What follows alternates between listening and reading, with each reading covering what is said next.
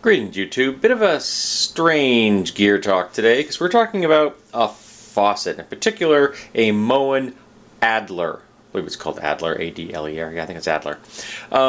We just put this in this weekend. We had a previous Moen faucet that had a very similar shaped neck that didn't have a spray nozzle on it, and it had separate hot and cold handles and a separate spray nozzle which went in that space right there, which we've just placed a cap over because we no longer need it. I apologize for the not great lighting in my kitchen. It's not good. Installation on this was really quite straightforward. Getting the old one out was the hardest part because it had been there for 10 years, so it was really kind of like things did not want to move. But I got them out, and so getting the new one in was pretty straightforward. This is a single unit, so everything goes right through the center shaft. So there's the two side hot cold holes are not used at all. That plate just covers them. You don't have to use this plate. There's actually a gasket designed if you have a sink that just has the center hole in it, so you can just use that center shaft itself, and you won't have to worry about the plate at all. This is here just to help cover up the holes so it looks cleaner and you don't have holes in your sink. This has got the really nice hose in here, very simple switch. This is the hot position is up and the cold position is down, and move it back and forth to get your water to flow. So I'll give you a flow, and like this you can just. So I have noticed that you need a minimum amount of pressure if you want that spray to stay on. So we're going to increase that volume a little. There you go. Now it will stay on, much like a shower, works the same way. But if you want to run it at a low temperature, a low volume, and still have the spray, you can hold it manually. Because I find that the high level spray is actually really.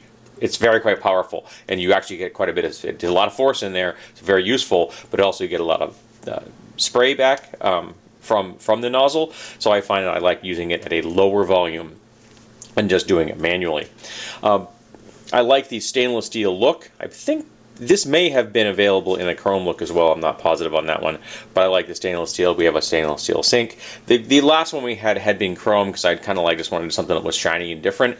But after having that for 10 years, I decided we'd go with a single faucet, and this makes things much more convenient, having everything in one sleek, clean unit. It much more visually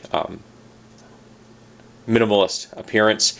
One thing I found interesting that I didn't know about when I purchased it, and which makes perfect sense, is that this has a weight. There's a weight on this hose that you wrap around the hose and you click it in place.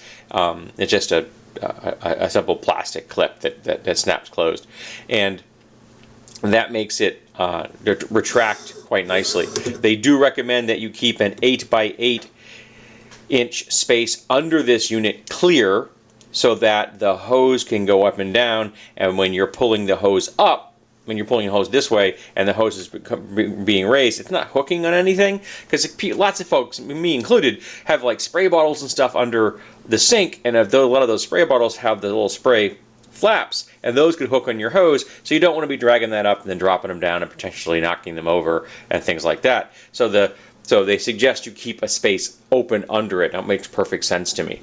Now, some things I have noticed right away is that I used the hot nozzle with my left hand a lot. I mean, a lot. So that was interesting. So I have to now realize that I have to hold things in my left hand and manipulate the control with my right. In the past, I would hold them in my right hand and manipulate the control water flow with my left. And these are not just for decoration. My thumbs don't really work all that well anymore, and my left hand is worse than my right hand. So now I'm having to hold things in my left hand more. That's a little bit problematic for me at times. Depends on what time of the day it is, how much stress I've put on it. When I was doing the work on this sink conversion, getting the old one out and putting a new one in, I couldn't wear my braces, so I just had to go with my bare hands. Didn't wear my rings either for safety reasons. And I actually found it very difficult because I was trying to move things, and just picking up objects and moving them caused me pain. So not being able to turn this on is a little annoying. However, there's nothing in the world other than the fact that the logo's here preventing you from turning it this way. Yes, the control would be in the opposite direction, and you need to make sure you had enough space behind it. But if you do have enough space, there really isn't any reason you couldn't have the control on the left side if the person had mobility issues or they just had one arm. You know, so that is a possibility. It's just you have to make sure you have enough clearance for the flap. I don't know what that clearance is because I didn't do it, so you'd have to make some measurements and such. But that is a possibility. But I really like the clean aesthetic on this. I think it's really quite nice. Yes, you're getting a look at my clean dishes as they're draining in my dish drainer. So yeah, I'm a big supporter of this. I like this thing. It works well. It's nice and simple. It has a nice feature with the weight in it.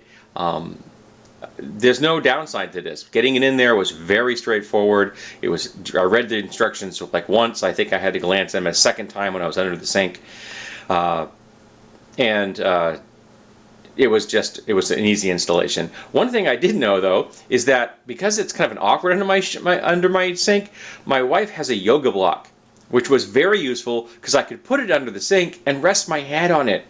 So while I was working down there, my head was at a level where it was comfortable, and I was still able to get the installation done without straining my neck. Great idea. I'm like, I need something to put under my head. And my wife's like, how about a yoga block? I said, excellent. And it worked beautifully. I have no idea if anyone else out there has ever done that. Maybe plumbers have thought of that idea before me, but it was a spur of the moment, and it worked. So if it's a dumb idea and it works, it's not a dumb idea. So I definitely like this unit. And I'm glad I have it. And at $150, it really didn't break the bank.